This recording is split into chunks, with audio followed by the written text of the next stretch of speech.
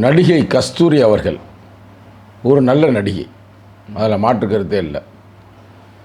அந்த நடிகை இப்போ திடீர்னு பிஜேபி கட்சிகளை போய் ஜாயின் பண்ணிட்டாங்க.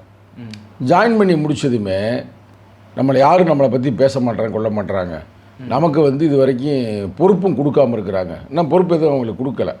ரெண்டாவது சீட்டு கொடுப்பாங்களோ கொடுக்கலையான்னு தெரியல, பல சிக்கல்கள் இருக்குது. அப்போ நம்ம ஒரு பேசும் பொருளாக மாற வேண்டும்.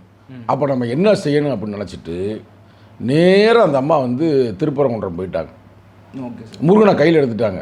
ஏன்னா முருகனை நீங்கள் மட்டும்தான் வச்சு கலவரம் பண்ணுவீங்களா, இல்லை முருகனை நீங்கள் மட்டும்தான் ஆட்டையை போடுவீங்களா? யார் முருகனை வச்சு கட்சிராஜா ஆட்டையை போடுறாப்புல, முருகனை வச்சு அண்ணாமலை ஆட்டையை போட்டு அங்கே கலவரத்தமாக பேசுகிறாரு. அப்புறம் அர்ஜுன் சம்பத், நீங்களாம் போல பண்ணுறீங்க, நான் விடுவேண்ணா அப்படின்னு அந்த அம்மா அங்கே போயிருக்கிறாங்க. போயிட்டு பேசாமல் சாமியை கும்பிட்டு பேசாமல் வந்திருக்கலாம். ஆனால் அங்கே இந்த 100 நாள் வேலைக்கெல்லாம் போகக்கூடிய ஆட்கள் இருப்பாங்க பார்த்தீங்களா, பாவம் ஒடுக்கப்பட்ட மக்கள், அவங்களுக்கெல்லாம் கையில் ஒரு 100 ரூபாயை கொடுத்து சரிங்களா பின்னாடி நிப்பாட்டிக்கிட்டு அந்த அம்மா டயலாக் விடுறாங்க.